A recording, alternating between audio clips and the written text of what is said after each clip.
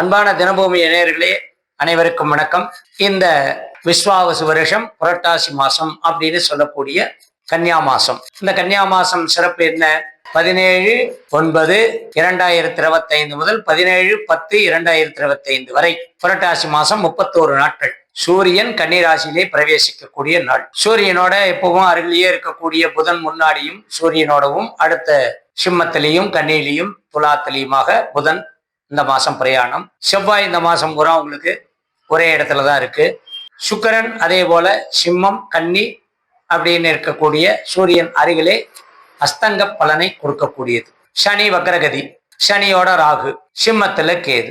இந்த விஷயங்கள் எல்லாம் இந்த மாசத்துல கிரக அமைப்பா இருக்கு. இந்த மாசத்துல வரக்கூடியது 20ஆம் தேதி மகாலயபட்ச சர்வ அமாவாசை, காருண்ய பித்திருக்கள் அமாவாசை அப்படின்னு பேர். காருண்ய பித்திருக்கள்னா என்ன? பொதுவா நம்ம அமாவாசை தர்ப்பணம் திதி திவசம் எல்லாம் கொடுப்போம். ஆனா இந்த புரட்டாசி மாசம் ஆத்தோரங்கள்ல நீர்நிலைகள்ல போய் கொடுக்கறது நல்லது. நான் ஏற்கனவே சொல்லியிருக்கேன், ஆடி புரட்டாசி தை இந்த 3 மாதங்களும் நீர்நிலையில கொடுக்கணும். மற்றபடி மற்ற மாசம்லாம் வீட்டிலேயே நீங்க தர்ப்பணம் கொடுக்கலாம், திவசம்லாம் வீட்டிலேயே பண்ணலாம். இது நீர்நிலையில கொடுக்கும் பொழுது பித்திருக்கள் நேரடியாக உங்களுடைய தர்ப்பணத்தை ஏற்று அவர்கள் தாக சாத்தி அடைகிறார். அதனால நீர்நிலையில ஆத்தோரத்துல சமுத்திரத்துல தர்ப்பணம் பண்றது மிகவும் சிறப்பு. அது இந்த மாசம் 20/9/2025 ஞாயிற்றுக்கிழமை அன்னைக்கு வருது. அன்னைக்கு முழு நாள் அமாவாசை, காலை முதல் மதியம் வரை அமாவாசை தர்ப்பணம் சிறப்பு. அடுத்த நாள் நவராத்திரி ஆரம்பம். சாரதா நவராத்திரி, வசந்த நவராத்திரின்னு இருக்கு, சாரதா நவராத்திரி இருக்கு. 3 நவராத்திரிகள் உண்டு. வடநாட்டுல மற்ற 2 நவராத்திரியும் கொண்டாடுவாங்க. நம்ம தமிழ்நாட்டுல தென்னாட்டுல சாரதா நவராத்திரி 21ஆம் தேதி திங்கட்கிழமை முதல் ஆரம்பம். அடுத்தது இந்த மாசத்துல வரக்கூடியது சனி மகா பிரதோஷம். இந்த 4/10 வரக்கூடிய அந்த சனி பிரதோஷம் மிகவும் சிறப்பு வாய்ந்தது. வருஷத்துல 2 சனி பிரதோஷம் அல்லது 3 சனி பிரதோஷம் தான் வரும். இந்த 2ங்கிறது அப்பப்போ அந்த புரட்டாசி கார்த்திகை அந்த மாதிரி நாட்கள்ல வரும். அது இந்த மாசம் வருது. 4/10 சனி பிரதோஷம். இந்த 3 விசேஷங்களும் மிகவும் பெரிய விசேஷம், பெரிய வைபவம். முன்னோர்களுக்கு பித்திருக்களுக்கு செய்யக்கூடிய விஷயம் இந்த மகாலயபட்ச அமாவாசை காருண்ய பித்ரு. இதுக்கு இன்னொரு விளக்கம் சொல்லணும்னா, காருண்ய பித்ருன்னா என்ன?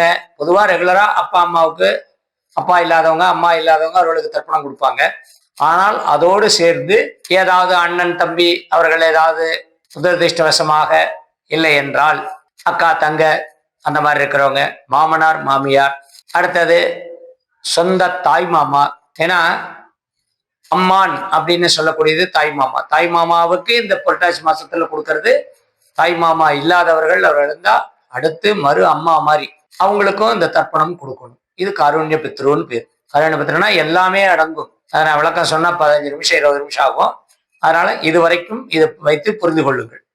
அதனால போய் நீங்க சொல்லணும், தர்ப்பணம் பண்றவர்கிட்ட சொல்லணும். எங்க அண்ணன் தம்பி அவரே செய்வாங்க. பொறுமையா உண்மையாலுமே தர்ப்பணம் பண்ணக்கூடியவர்கள் மாதிரி அப்பா அம்மா பேரை சொல்லிங்க, தாத்தா பாட்டி, முப்பாட்டன் முப்பாட்டி, அம்மாவனுடைய அம்மா அப்பா, அம்மாவனுடைய தாத்தா பாட்டி, அம்மாவனுடைய முப்பாட்டன் முப்பாட்டி, அண்ணன் தம்பி, சித்தப்பா பெரியப்பா, அக்கா தங்க, தாய் மாமா, மாமனார் மாமியார் அப்படின்னு எல்லா வழியும் சொல்ல சொல்ல பெயர் தெரிந்தால் சொல்லி, இல்லைன்னா அந்த பதவியை மட்டும் சொல்லி அவர் சொல்லுவார்.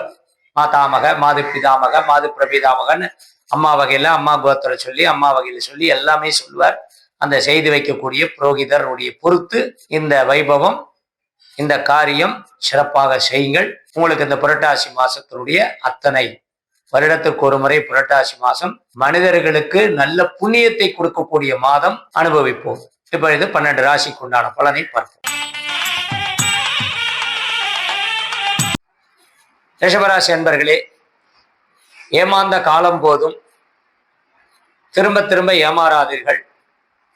ஏமாற விடாம உங்களுக்கு இந்த சனி பகவான் உங்களுக்கு இந்த மாசத்தை பூரா அவருடைய ஆளுமையை தன் கையில் எடுத்துக்கிறார். இந்த ராசிக்கினுடைய ஆளுமை சனி பகவான் கையில போறது. அவர் தான் இந்த மாசம் உங்களுடைய ஆளுமை கிரகம்.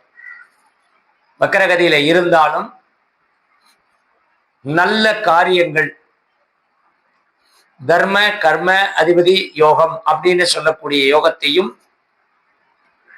அவரே கொடுக்கறதுனால எல்லா காரியங்களும் உங்களுக்கு சிறப்பாக ஒரு புத்துணர்வோட, புதிய எழுச்சியோட, புதிய முயற்சியோட நீங்க செய்யறதுக்கு குருவும் சனியும் உங்களுக்கு ஒத்துழைப்பு கொடுக்குறார்.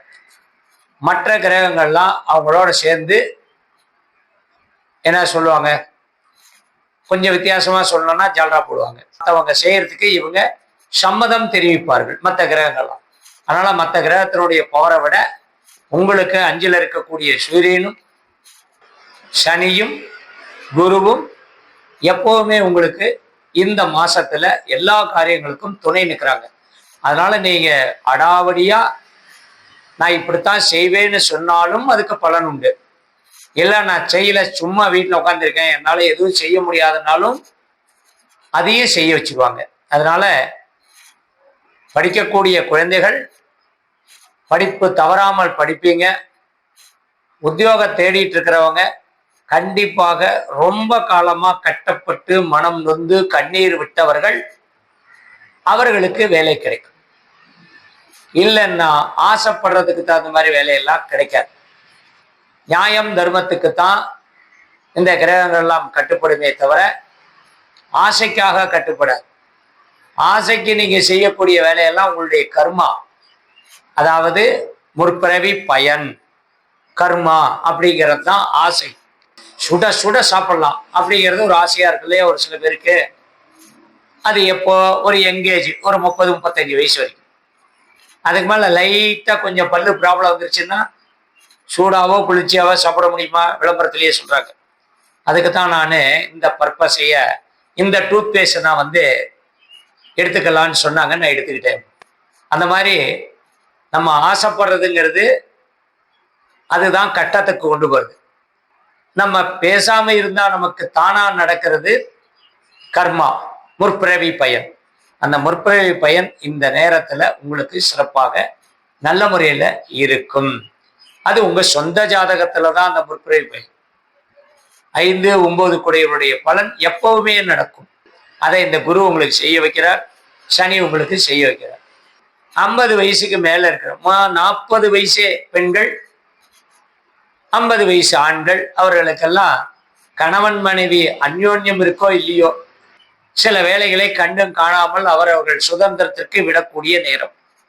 65 வயதுக்கு மேல இருக்கக்கூடியவர்கள் எதுடா சுகம்னா இருக்கிற இடமே சுகம் அப்படின்னு சொல்லக்கூடிய அந்த வசனத்துக்கு தகுந்த மாதிரி இருப்பாங்க. ஆனால் அதிகமாக முதல் போட்டு தொழில் செய்யக்கூடியவர்களுக்கு எந்தவித தடங்கள் இல்லாம, வயது வித்தியாசம் இல்லாமல் வியாபாரம் சிறப்பாக இருக்கிறதுக்கு அவர்களுடைய உடல் உழைப்பு, புத்திசாலித்தனம், நடக்கிறது கண்டிப்பா நடக்குங்கிறது, அந்த மன தைரியம், இதெல்லாம் கண்டிப்பாக உண்டு. மீண்டும் சந்திப்போம்.